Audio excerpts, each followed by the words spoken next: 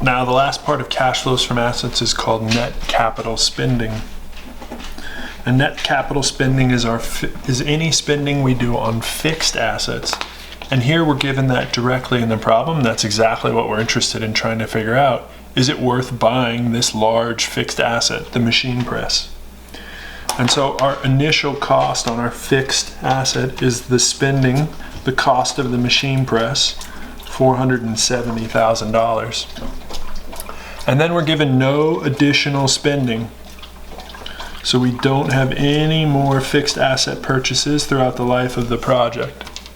However, just like with net capital spending, we're going to recover some of this, the cost of this asset by selling it at the end, and what we're going to recover is called the after-tax salvage value. And so we're going to need to figure out what the after-tax salvage value is, and remember that this is simply the difference between, or in other words, if we have a difference between our sale price and our book value, our final book value, we may have to pay additional taxes on the asset. So we come over here to calculate our after-tax salvage value. And remember, after-tax salvage value is sales price, sometimes just called salvage value, minus the tax rate times the difference in the sales price minus the final book value. And we're given this information in the problem. We have a salvage value, a sales price of $80,000. And remember that this salvage value is different both from after-tax salvage value and expected salvage value, which is what we think we'll be able to sell it for. This is actual salvage value. Times the tax rate for the firm, 35%, times the difference between the sale price, $80,000, and the final book value, whatever we have it left on our books, or whatever the value is of this machine press on our books after 4 years of depreciating that asset on the books. And so we got to figure out what the final book value is. And remember that the final book value is equal to the cost basis of the asset minus the accumulated depreciation. And that just means add up all 4 years of depreciation and subtract from the cost. So our cost basis of the asset, $470,000, minus all 4 years of depreciation. We had $94,000 in depreciation in year 1. We had $150,400 in year 2. $90,240 in year 3, and $54,144 in year 4. So that's all 4 years of depreciation. We haven't fully depreciated the asset because it was a 5-year maker schedule and we only have 4 years here. So there's going to be some book value of the asset left, and that's $81,216. So now we can come back and plug it into our after-tax salvage value formula. Salvage value, sales price of $80,000 minus the tax rate of 35% times the difference between what we sold it for and what we told the government it was worth. Now notice that here we have a slightly different outcome than we have so far in the other problems, because we told the government it was worth more than what we actually sold it for. And this means we depreciated too little. In other words, the amount of depreciation that we enjoyed wasn't actually enough, and the actual asset depreciated faster than that. The value of the asset depreciated faster than that. And because depreciation reduces our tax bill, notice, look, depreciation comes out before we calculate taxes. We could have reduced our tax bill a little bit more by having higher depreciation, sufficient to actually correct the value here. So because we essentially paid too much in taxes, the government allows us to get what's called a tax credit. And that's going to be the difference between the book value and the sale price times the tax rate. And so we have an after-tax salvage value of $80,425.60, because this $425.60 is the additional taxes that we could have saved if we had depreciated correctly.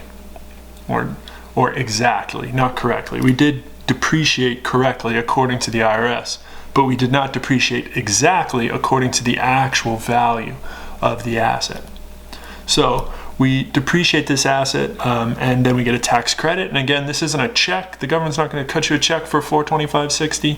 They're just going to give you an IOU, and they'll say on your next year's taxes, you can reduce your bill by $425.60 because you have this credit. But we do not have to pay any additional taxes, which is nice. Okay. So we can come back over here and write that in our after-tax salvage value, $80,425.60. Now we're just going to treat this as if we have as if the government cuts us a check, even though they're not. But that just makes it easier on us. So we'll treat it as if we get the whole value, $80,425.60, back at the end of the life of the project. Okay, so last step here, free cash flow. And remember that free cash flow is equal to operating cash flow minus the change in net working capital in every year, minus the net capital spending in every year. And we can rewrite out our timeline here. Let's do 0, 1, 2, 3, 4. These are the 4 years of the asset life. And here's our free cash flow right here. So now we just go back and we collect our terms. In year 0, we had no operating cash flow, 0 operating cash flow, but we had a $20,000 investment in working capital, and we had a $470,000 investment in fixed capital. That's my change in net working capital. It's my net capital spending. And so my free cash flow, or cash flow from assets, sorry, I'm a little loose with my terms here. We've been calling it cash flow from assets. But it's also often called free cash flow, but let's just make it easy and stick with one term. So cash flow from assets here of minus $490,000. That's our initial investment. So we should expect our year 0 cash flow from assets typically to be negative, because this is where we're investing the money in the project. Then our year 1 has operating cash flow of $156,400, and we have a change in net working capital of $2,500, so minus change in net working capital, but we have no additional net capital spending, and so we have a cash flow from assets in year 1 of $153,900. In year 2, we have operating cash flow of $176,140. Again, we have a $2,500 change, additional investment here, and no additional investment in capital spending. And so we have a cash flow from assets in year 2 of $173,640. In year 3, operating cash flow $155,084. Again, we have a positive change, so we have spending, additional investment, we subtract that, $2,500 in net working capital, and no change in net capital spending. So we have a cash flow from assets of $152,584. Finally, in year 4, we have an operating cash flow of $142,450. Again, we spend an additional $2,500 on working capital, but we also recover all of our working capital back at the end of the project's life. And this is a negative change, so we subtract a negative change of $30,000. And then we don't have an addition to capital spending, but we do have a recovery of capital spending here. And again, we're subtracting a negative spending of $80,425.60. So that our total cash flow from assets in our final year is $250,375.60. So those are our cash flows from assets. Again, they look typically like what we'd expect. And in other words, these are normal cash flows.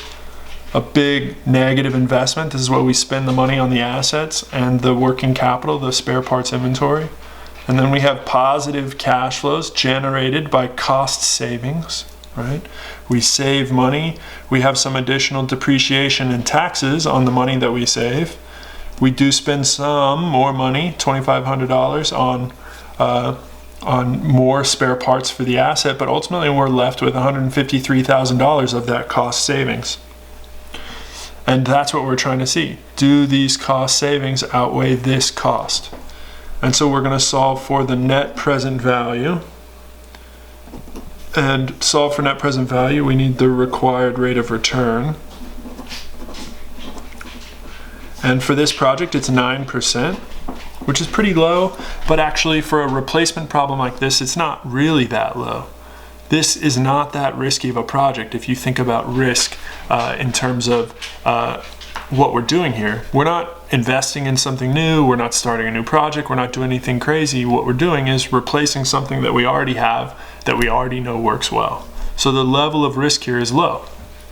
So we take the net present value and we get $92,537.21, which is much greater than 0. So we accept the project.